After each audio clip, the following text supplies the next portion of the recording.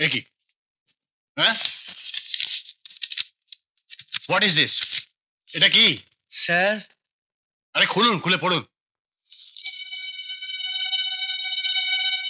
এগুলো কি প্লাস্টিক ইন্ডাস্ট্রিজের ফাইলে টেক্সটাইলের হিসেবপত্র এলো কিভাবে? সরি স্যার, নির্মলবাবু সম্ভবত ভুল করে ফেলেছেন।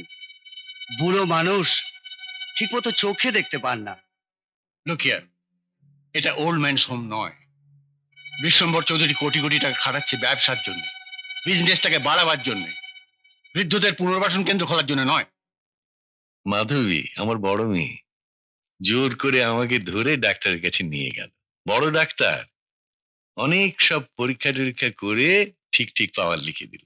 এ দেখো, কাল মেয়ে গিয়ে চশমার অর্ডার দিয়ে আজকেই চশমা নিয়ে এলো। নিজে পরিয়ে দিল আমাকে। এবার আর কোনো ভুল হবে না। এই চশমার জন্য আমার 35 বছরের চাকরি জীবনে দাগ লাগতে বসেছে। বড়বাবু, নতুন চশমার ওপেনিংটা কিন্তু হলো না। মিষ্টি খাবে তো? খাওয়াবো খাওয়াবো, বেতনটাকে পেয়ে নি।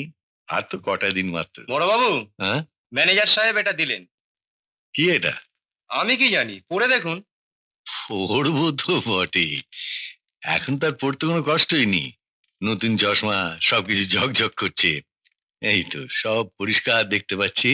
We are sorry to inform you that as per decision of the management of our industry, your service is no longer.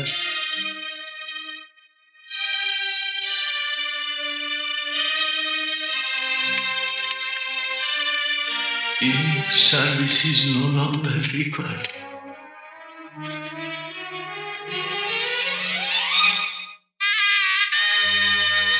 কি হয়েছে বড়বাবু? কি লিখেছে চিঠিতে? দেখি দেখি চিঠিটা দিন তো। আমাকে আমাকে আর ওদের প্রয়োজন নেই। হ্যাঁ, এই চাকরির জন্য আমি চশমা করালাম, এই দুর্দিনে এত টাকা খরচ করে ডাক্তার দেখালাম, নতুন চশমা করালাম, আর এখন বলছে আমাকে আর দরকার নেই, আমার চাকরি নেই।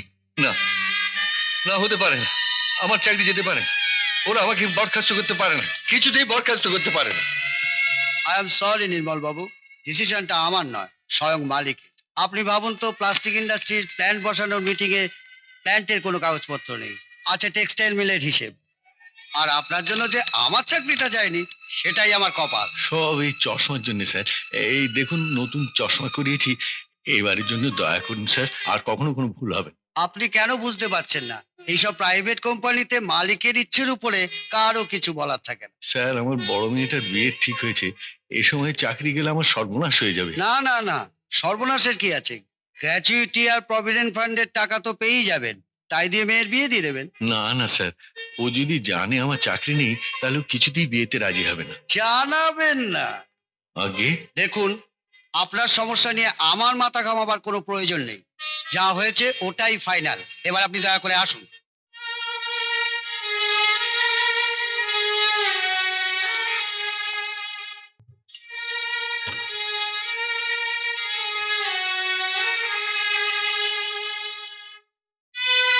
জানাবেন না, জানাবেন না, জানাবেন না।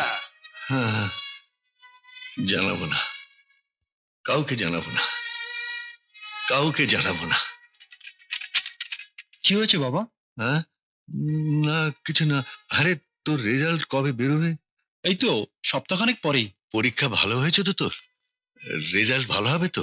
কেন বাবা, তুমি আমাকে আশীর্বাদ করনি? হ্যাঁ হ্যাঁ, সে তো করেছি, সবসময় করি। তাহলে দেখো, আমার রেজাল্ট খুব ভালো হবে। হ্যাঁ হ্যাঁ, তাই যেন হয়, ভগবান যেন তাই করেন।